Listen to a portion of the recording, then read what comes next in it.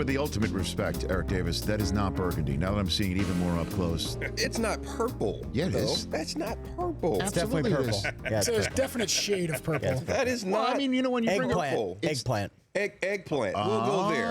Eggplant. We can do it. Why is eggplant better than purple? Well, it's not that it's better. It's just different. I mean, Barney's purple. That's what I was about to say. But this isn't Barney. I was about to say that when people say purple, everyone thinks Barney at first and takes it as an insult. No, I don't take it as an insult. I mean, if I had purple pants, I'd probably wear them. This is like baby blue. You know what I mean? Yeah. Yeah, and it's okay. I have no... Trust, I have... What do you mean it's okay? Of course it's okay. What do you mean? No, what did that mean? That it looks good on you. That's even worse. I think you guys should That's even switch. worse. You should put on his pants and he'll put on the sweater. I can assure you I can't fit into those pants. I can assure you I cannot fit into those pants. I mean, I think it would be kind of Why are funny. you trying to get in my pants? I don't get that. I wear those pants. I don't think there's anything wrong with where we're going Barney now. Barney, you know what, man? Barney helped me through some rough times, man. I had triplets. Yeah, triplets, man. Barney got me through some nights. Barney was there for Eric Davis. Breaking news. There for me. Breaking news. When I needed Barney, he was there. I have no problem.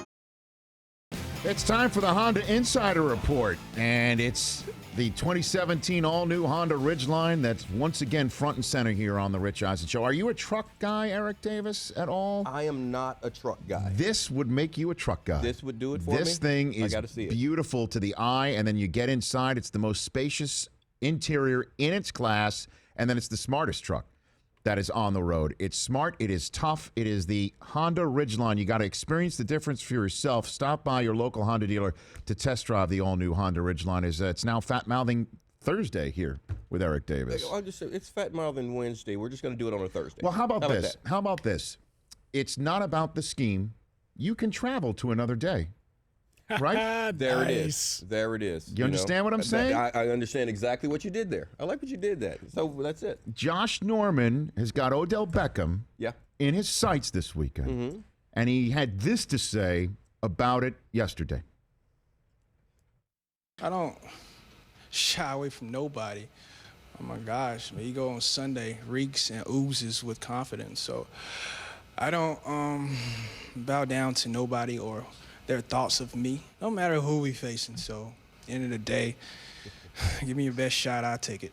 So the first two games of Josh Norman with a $70 million contract, it's the conversation is why he's not covering the best receiver all the time. And now here comes Odell Beckham, and you heard what he basically said, a big sigh. Like, I'm not afraid of anybody. Yeah. And it's got to be pissing him off that it is being viewed by some, even though they may not, as Aaron Rodgers said in the previous segment, not really know what you're seeing on tape or not. Yeah. It is definitely perceived that he is being told by his coaches, the scheme has to be this way, and you cannot cover Des Bryant because he's on the other side of the field, even if you want to. That's got to be pissing him off, Eric, correct? I think I don't know so much of he's upset because the coaches are saying it. I think the perception that he's getting in the media, that he doesn't want to travel, that he doesn't want to play the guy. That's the upsetting part. When Willie and I were here talking about this before, just last week, I told you I'd be hot as fish grease if I didn't get the opportunity to do it, because you want to go do it, especially if it's hurting you in the game. And I know for a fact that he's bothered by that he doesn't have that opportunity to do it. But there are a lot of things that people are overlooking. The two most important things that people are overlooking. Number one, scheme-wise, if you move Josh around, how does that affect the other guys? Because if I'm doing your job, if I go over to the other side of the field to do someone else's job, now they have to do mine. If you have a trap scheme, a combo scheme, it could one side, and I've played in defenses where one side of the field, that corner is doing something completely opposite, and the rules are opposite for the guy on the other side of the field. That's number one. The most important thing that everyone's forgetting, when you travel, let's just say you'd want me to match up with Des Bryant, with Antonio Brown, with Odell Beckham Jr. This is his first year in a Washington uniform, the $70 million contract, and everyone's saying he should go play with this guy. What, does he know the defense well enough to travel? Because your responsibilities are going to be different at left corner, at right corner, at the left slot, at the right slot. What if they line him up in the backfield? What do you do in that situation? Because now you become a linebacker. If they snap the ball in that situation, what's your responsibility? So it's not as simple as if just lining a guy up on a player if you don't understand the defense. Because remember, this is Josh's first year in that defense. You have to know a scheme really well to travel. Or the other guys have to know it so well that they can tell you, when you line up here, this is what you have to do. I'm taking your spot. You need to do this when you get that call. So it has to be that type of communication. So everyone says, like you were playing a second ago, you think you know, but you don't know and you'll never know. It's a lot more to it than just lining up on a guy. You cover number 88. You cover number 84. You go cover number 13. Okay, what do you do in this situation? So what happens on Sunday, do you think? Because don't you think, though, he does want to line up on 13? Oh, I know he wants every to. time. I know he wants to. How does Washington not coach everybody else up to make sure that that happens? When you're 0-2, you got to do it. You have to do it because you're not only feeding your beast, but you're also. But aren't you communicating to everyone else there, saying, "Look, we understand what you are looking for as a player, and we're going to be doing this. If you have this sort of thing, we're helping feed you and feed off of Josh Norman. Let him put the team on his back, Eric." Well, first of all, they're not 0-2 because of Josh. Josh played well when he had his opportunity. No, I know, but when you're 0-2 and you have somebody like Josh who come maybe make you 1-2. You have to do that. You know, they need to talk to Kirk Cousins first. Okay, that's number one. Kirk has to play better. Until he plays better, they're going to have problems. That's number one. But it's the scheme. How do you want to do it? Do you think you're better off having Josh cover this guy, or do you think you're better off having Josh stay where he is and you roll the defense? Because what people are doing right now, they're attacking Breeland. Oh yeah, they are. So Breeland has to come up and make plays, or you have to find ways to get Breeland help. So what do you think happens Sunday when they line up? I think that they're going to continue to stay with their scheme and play it the way that they're playing it. And what if Beckham goes deep on Breeland? By the way, if I'm Eli and I see Breeland on 13, first snap, second snap, third snap. That's it. I don't care what the play is. I don't care if McAdoo wants me handing off to Rashad Jennings. I don't care if the coverage shows Sterling Shepard's going to be open. I honestly do not care. No, they're not going to do that. They're not going to do that. Eli's going to go through his progressions. Of course, he's like any good Manning would. But when he sees that matchup, depending on what the calls are, he's going to try to take advantage of it. But he's going to try to do the same thing when Eli. I guarantee you, Eli is going to take his shots at Josh when he's over there because. As much as I know Josh wants that, this is the way I would look at this. If we're playing a pickup game on the park, okay, we're on the park, we're playing a pickup game, sound like football, like we used to when we were kids, and I have to choose either Josh or Odell because I know he's my wideout on offense, he's my DB on defense. I am picking Odell. As much as I like Josh, I'm picking Odell. Why? Because I think Josh is Odell is a better athlete. He's just one-on-one. I just think that he can win more often. So this is one of those situations where it's scheme and knowing where your help and all those type things that Josh is extremely good at, they come into play. Just one-on-one matchups, man coverage, and that's not what the Washington does a lot of. But in those situations, I actually like Odell. Let's take a break. We're back in 60 seconds of the clock. I want to talk about the Steelers, who I do believe you had going to the Super Bowl, correct? Yeah, I like them. Okay. They're 2-0, so are the Eagles. Yeah.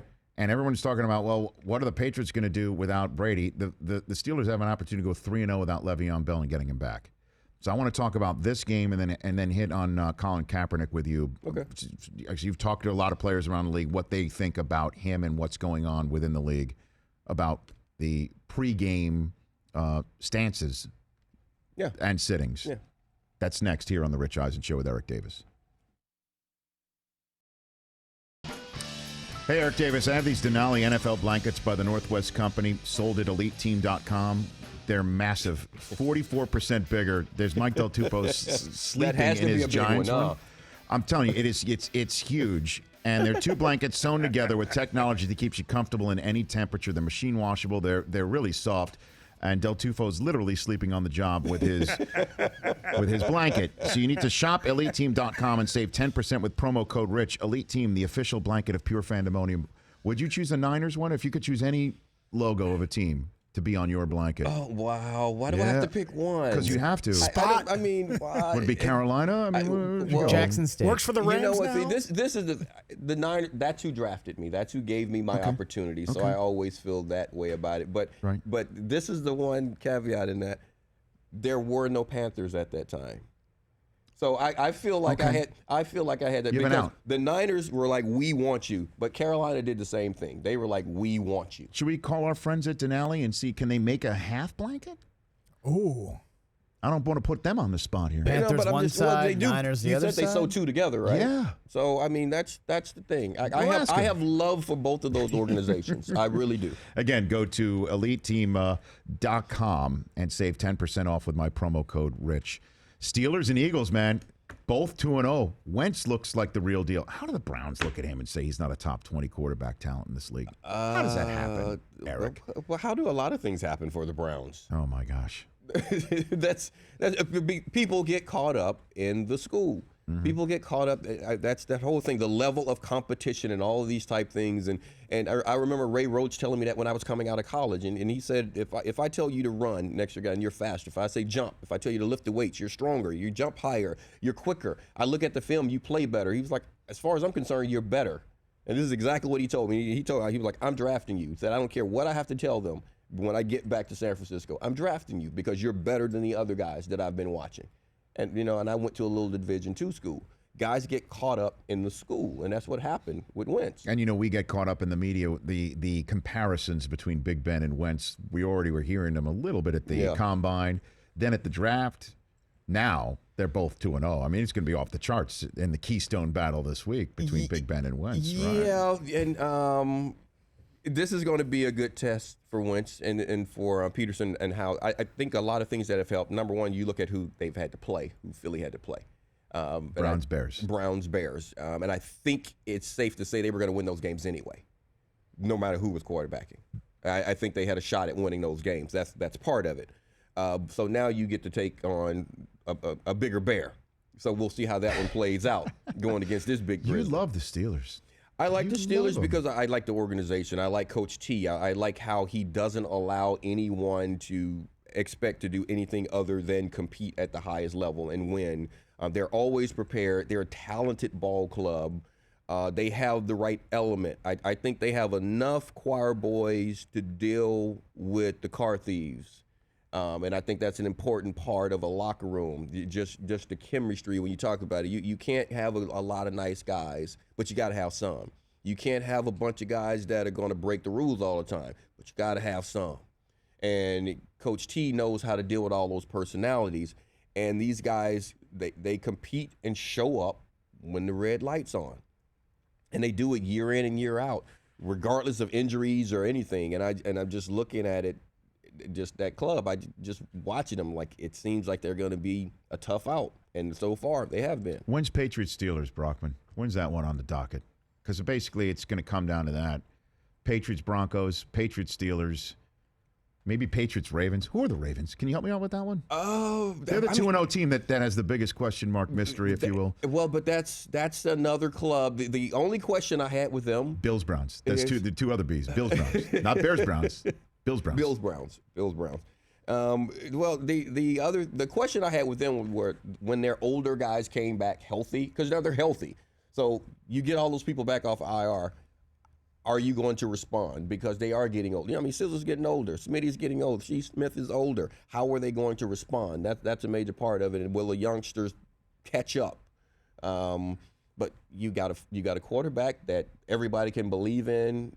You have some stars on that team at key positions. So a healthy Ravens team playing at their best, again, they're going to be in the hunt. I'm with you, Eric Davis here from the NFL Network, NFL Media Group, also local Rams radio broadcast. What week is it, Brockman? Week 7. Week 7. Patriots at Steelers? At Steelers. Yeah. And it's Patriots at Broncos too, right? I think so, yeah. You want to look that one up?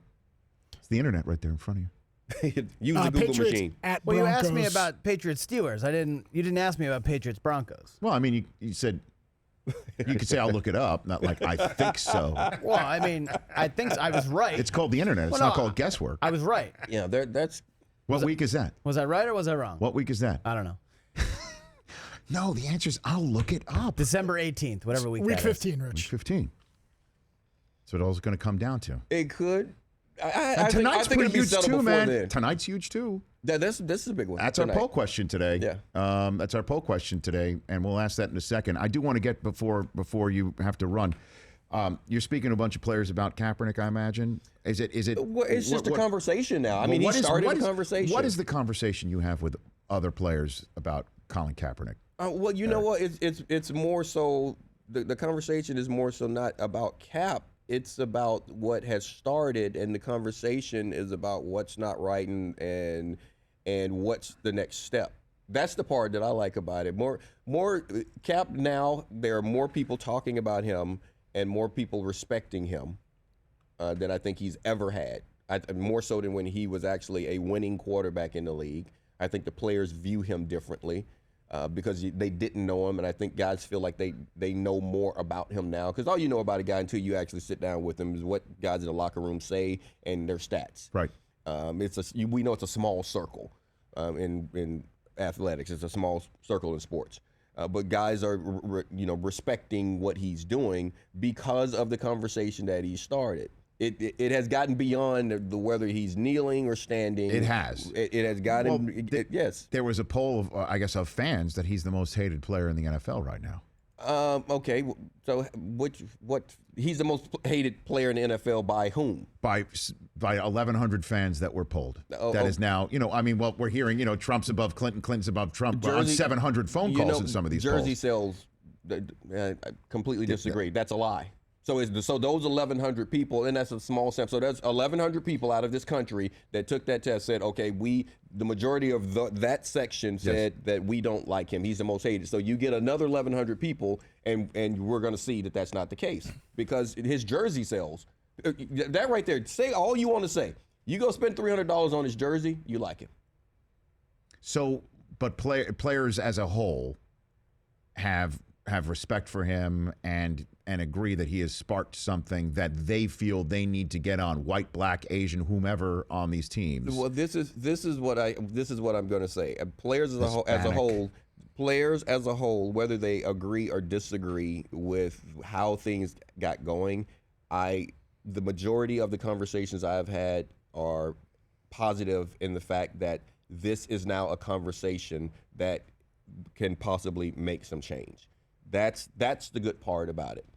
Because the whole thing is not about the guys on the sideline. That's the part of it I think that still gets lost with everyone. It's not about a guy taking a knee on the sideline. It's not about a guy putting his fist up in there on the sideline. It's about decision makers actually making a change so that you don't have to. So when you see a guy with his hands up on the sides of his truck in the middle of the street and then he gets shot in the chest, how does that happen? That should not happen, period. It just simply should not happen. If there's not an imminent threat on someone's life, that simply should not happen.